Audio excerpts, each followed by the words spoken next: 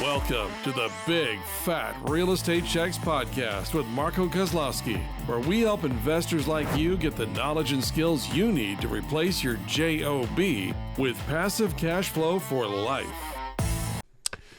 Hey everyone, welcome to Big Fat Real Estate Checks. My name is Marco Kozlowski and I'm excited to share with you a super cool episode, a windy episode. We're going to be talking about insurance, hurricanes, all that fun. We actually have a hurricane almost upon us here, and we thought, what a great idea. Let's talk about insurance. Now, if you have not listened to the first 10 episodes of the Big Fat Real Estate Checks podcast, please do. You will learn a lot. And that's what I got to say about that. The first 10 episodes teach you all about asset-based lending. It basically encompasses a lot of the things that are necessary, the basics that you need to know in order to buy assets using skills, not money. And once you have the right skill sets, you never need money again or credit in order to buy shit, which is really cool. And of course, I'm joined by Frankie Fingers Galuccio and Gabrielle Araish. And of course, my name is Marco Kozlowski. So let's talk about insurance. Insurance writers. Now, I think we might have touched on this before, where insurance is really part of Murphy, and we have to protect ourselves against Murphy. And I've had mobile home parks that have been destroyed and completely rebuilt anew because of insurance. And there are very important things that you can do to protect yourself, and riders that need to be added, like a wind rider when there's a hurricane. If you don't have a wind rider, then you're not going to be covered. And there's just a whole lot of things. But there's some secrets that we're going to be discussing as well today that most don't even know about. So, Gabe, you want to kick it off? Because I know Frank's going to talk a while after that. You have to leave. You have to leave before Frank does. I can kick it off. I mean, there's what's to say? I mean, with this hurricane coming, I think the topic of insurance is going to be an interesting one in the following weeks. As I think this is sadly the only way where the people get the best out of the insurance companies. But speaking from experience, depending on where your properties are, I think that's what you first have to establish is what are the risks in your area with respect to insurance. And we've gone through a little bit of a horrific experience in Mississippi following a tornado. And it is a tornado area, so this is something that we were aware of. So we did have the wind coverage, but the only thing is in our case is the way the rider was written was that each building had its own deductible, and that's kind of where we got we learned a very, very, very valuable lesson. So we had like 14 buildings with a $10,000 deductible on each. So a $10,000 deductible looks good, but when it becomes on each building, it becomes a lot. And actually, those buildings, rarely will get more than that $10,000 to $20,000 worth of damage, at least in the area where we were. So valuable lesson learned, something that you should definitely read your policy carefully and understand it. And if you don't, make sure you ask either the insurance company or your broker. Typically, we'll work through brokers because they have your best interest at hand, and so they'll be able to explain to you what it is that you are not understanding. But at least from that perspective, make sure you understand what area you're in to know what the risks are. So obviously, if you're like right now in Florida, obviously hurricanes are very well known to hit, but there's other parts that maybe hurricanes will hit, but that they're not necessarily typical. You're still going to want that insurance or that rider for wind there. And then there's other places, in the northern part of the United States where hurricanes are obviously not going to be a threat, but maybe tornadoes are a threat or other types of wind damage are a threat. So yeah, Canada just got one. They got Halifax. But Halifax is on the water. I'm talking about northern inland. I don't see. Well, New York is north. And that's so New York. So anything that's not touching water. Gotcha. Yeah. Okay. I was just busting your balls, buddy. That's okay. My balls have been busted officially. I just got the message. Right. So I just wanted to add what Gabe said. The riders, there's a wind rider and there's also a hurricane insurance rider. They're two separate riders.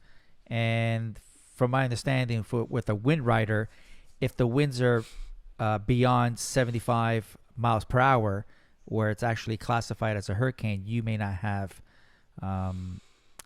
coverage. coverage. So, Well, it's a different kind of wind rider. There, and different levels of wind riders that you can have as well. So, now to just piggyback on what you both just said, you can get your insurance company to try to explain it to you, but again, their interest is, it's like having a lawyer that's trying to sue you explain what the lawsuit is. It's it's a little bit of a conflict of interest. The broker does have your best interest at heart, but there's something called a public adjuster, which is something that most don't know about, where they will actually fight on your behalf. They will get a percentage of the claim, but they can get you 4, 5, 6 times more than you would normally get on your insurance policy, because they really understand the intricacies of how insurance companies work, and their objective is to get you as much as possible based on the policy. And the insurance company's job is to get you the least amount based on your insurance policy. I know of a case where the insurance company was going to pay $100,000 and we actually got $500,000 because the public adjuster really linked all the problems of the of what really happened and what it's really going to cost to fix everything as it should be back to its original original state. Because the insurance company might just say, well, this is what needs to be fixed, but everything that's supporting that structure, or that's supporting the structure, that's supporting that structure, that's supporting that structure, also has to be replaced because of damaged or warping or it's cracked.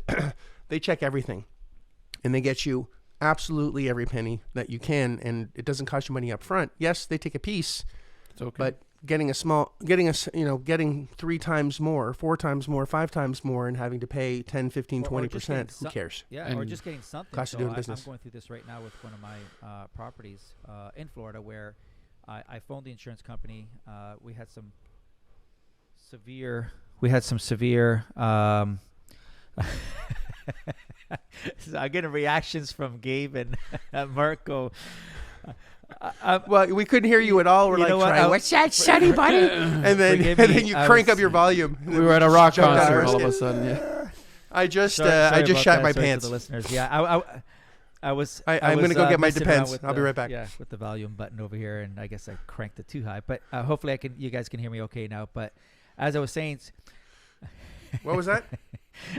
so not only a public adjuster will get you more. In my case, I'm looking for the public adjuster to actually go to bat for me and actually get me the claim through. Because I had a situation where one of my properties over the last 6 months, I guess, the area where it's in has been experiencing severe thunderstorms and wind, where even neighboring properties have sustained substantial losses. And and these past six months, I've been experiencing some deficiencies in my units, where there's buckling of the sheetrock, the roof, water coming in. So I did what everyone else did, phoned the insurance company, and they said that's fine. So the desk adjuster sends a field adjuster. So the field adjuster goes out to the field, assesses the situation, makes a report. Got the report back. It wasn't in my favor. They go, we don't see any substantial evidence of wind damage. So then I didn't stop there. I knew to go one further. Like, well, listen, can we get someone that's a little bit more qualified, like an engineer? So always request for an engineer after the field adjuster goes out. So the engineer went out. They did their assessment. The only thing with the engineer, he didn't have access to all the access points, like the attic, and we offered, and he said, don't worry about it. So when we got the report back, there was questionable items there. And thank you, Marco, for the intro, talking to a public adjuster, which I wasn't even aware they even had them. They don't work for the insurance company. So when he went out, he goes, no, he goes, the insurance company has to prove beyond a reasonable doubt that wind damage did not occur, or hail, or whatever the case is. And that's not what happened here. So I retained this public adjuster, and yeah, they do take a cut. It's like personal injury lawyers, right? They take a cut after the fact. So if you're awarded $100,000, whatever their cut is, 10%, 15%, they take that. But that's going to be a lot better than getting nothing in my case. So for the listener that just obviously, if you just learned this by speaking to Marco, I guess most of our listeners don't know this, but where do you find a public adjuster, and what are you expecting to pay them as a percentage? It's anywhere between 10 and 20%. And if there is actually a site where you can find the public adjusters. I'll wait for everyone to just pull over here if you're listening, because it's actually It's a tricky one. Get ready. interesting. It is a tricky one. It's not a common website. We're ready. You guys ready? Give it to us. Starts with G. GOOGLE. Starts with G, ends with Oogle. And Yes. It rhymes. It rhymes so with public Moogle. adjuster in It's your area. the Oracle of the Google. Yes, it's called a public adjuster, and I'm shocked as to how many people don't know that that's even I a don't thing. think, I don't even know if we have them. Do we have We them in weren't, Canada? yeah. I'm not even sure if we even have it in Canada, but I just found out this week. No longer Canadian. I don't know. Well, I don't know, Listen. but most Americans don't know either. Even people from Africa yeah, well, don't maybe know. not. I don't know, but yeah, you know what? It's something. Yeah, Or Asia. or yes. or Asia, or any of the A's, Martians. Antarctica. or Canada. Canada's. No, it's all jesting aside. We don't know. You don't know what you don't know. So on that note, so getting a public adjuster that goes to bat for you, because obviously the insurance company, they're going to be a little bit biased, and if the because A little bit listen, biased, right? Now if your hold on a second. If your roof's it's missing like and there's really strong evidence of it, they can't deny it. Obviously, they're going to go with the field adjuster. But the amount that, they true give that, you yes. though, that's the thing as well. It's not just well, it's damage or not damage. It's like, well, I have a claim right now, and my adjuster's like, they're tying everything in. That's a problem. Like if because there's a leak in the roof that tied to something else, that now the gyprock now as you know, Frank, in my house I have tile that's lifted up from moisture that's caused by the roof over time. That's like they're just tying all the dots together. Next thing I know, I'm gonna they're gonna say we got to demolish this house and build you a new one. That happened to me in Panama when the hurricane hit up there. But I just want to say with that, if you hire a GC to actually do your work, they actually report back to the insurance company. I know mine. Initial adjustment, the adjuster, the estimate was about $50,000, and by the end of it, we're at $98,000 because as they peeled back the sheetrock or the drywall, as they looked at the floors, there was more items to be added, and we added. So I had a good insurance company that were very cooperative, and they ended up. I think they should have just demolished the house at that point. I don't think it was even worth around $98,000, but they brought it down to the studs and even some. So. Some adjusters will do that if you get a GC and you don't get a public adjuster. But in Marco's case, yeah, they're going to go to bat and say, how about this? How about this? How about this? How about this? How about this? And, that you don't have to go back and get adjustments because everything's kind of covered. So isn't it better to always kind of just have a public adjuster in 100%. The process? Well, it depends. True. I'm going to say it depends. Tell it me. depends. If you have a $500 deductible and it's a $5,000 thing, you don't need a public, and it's maybe a theft or a loss or... do you really? The answer is, why don't you call the public adjuster and ask him if it's worth it? Because if the guy's going to make $10 on the deal, it's not going to be worth it. It's the guy's incentivized to get you as much money as possible. And how many of these people do you want in your life? Just like asset-based lending, or any broker that we use for asset-based lending, or however we structure these deals, there's got to be some juice for the person that's doing the work, and no one wants to work for free. So. If there's a significant problem, then yeah, I think getting an opinion, or even 2 opinions, even 3 opinions, get 3 public adjusters, take a look at it and see what's going on, because they're not going to take on your case anyway until you sign on the dotted line that says they're going to give you you're going to get they're going to get a piece for whatever they find. But going from 100,000 to 500,000, or from 10,000 to 60,000, or even 15 or 20,000. You're still ahead of the game if you use the public adjuster and have the right insurance policy. This is also important. I would even call a public adjuster during or after your closing and see if you have the right insurance for that area. Because they are constantly in the insurance claiming business, they'll know what riders you should or shouldn't have because they understand insurance policies. That's what they do. They're basically usually retired insurance policy adjusters that went into the public side, right? So they know the intricacies, the ins and outs, and the riders that are necessary in order to really protect the insurance company. And that's a powerful weapon against an insurance policy if you have someone that really understands that. So even talking to them to get the right policies, because a broker is going to sell you as much as they can, but when push comes to shove and you need to have a claim, that's when you really need to make sure your I's are dotted and T's are crossed. Just in case of that problem, because I know you had a sinkhole too, Frank. I don't want to miss this conversation before we don't buy a property with Frank. Well, hold on a sec. Wait. I want to backtrack that. Actually, all the insurance claims that did go through, yes, I had a sinkhole, I had hurricane, I had Niagara Falls in one of my houses with water, gushing out of the chandeliers and stuff. But the sinkhole was very interesting, actually. And this one, again, I'm not from Florida. I do visit here frequently and eat Marco's food and stay in his place, and he's very a good host for a long time.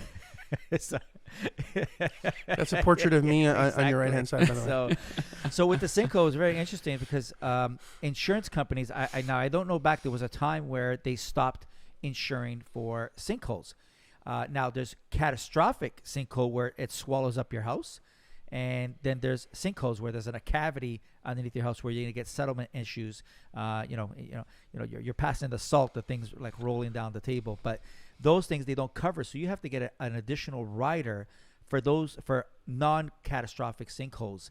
And I didn't have that. And what happened is I was trying to sell a house near Wesley Chapel, which is in Pasco, and Pasco County is known for a lot of sinkholes apparently. And they did some kind of x-ray thing. At least someone was doing the due diligence that I didn't know to do. But they did some kind of x-ray underneath. And there was also public records when the builder went there that there was cavities. They call them cavities underneath the house. So I had a substantial one. Not enough to swallow the house up, but enough to cause structural damage. I had to pay out of pocket. I fought with the insurance, and that's when they educated me. They go, no, this is the policy. You excluded this one. It's only catastrophic. It's not catastrophic. So you're shit out of luck. And it cost me over $50,000, which was not actually that bad, considering. So what they do, there's a lot of involvement. They have to drill holes every 2 feet around the whole perimeter. They have to put sensors on the house, and then they get these pumps or whatever, and they put like grout, like a cement in there, and it's not cheap. It's about $120 a yard. For this grout, and if there's veins underneath, you're going to be spending a lot of money on grout. So thankfully they projected around $70K. I ended up getting away with 50, and I didn't lose money on that one, but I could have made $50,000 more and not go through that whole ordeal, which took over a month and a half to do. So what do we learn from that as a listener? Because the last thing I want someone to do is go, oh my gosh, I don't want to get in the business because now there's going to be a sinkhole and I'm going to lose $50,000. I don't have $50,000. I know there's a lot of people come from a place of fear. So give us a snapshot on what you should have done since you're in the due diligence business.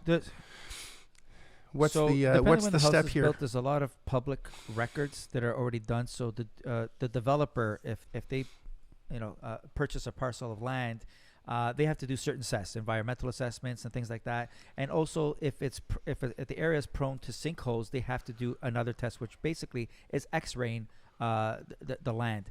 And that was already actually ready available. The person who was buying the house actually showed me the paper. I go, where'd you get this? It was from the county. And I didn't know that was available. So if you are in an area where there is sinkholes, and even if you don't know, maybe in Florida there is. Is there a website where we can find out where the sinkholes are? The county, but it's the.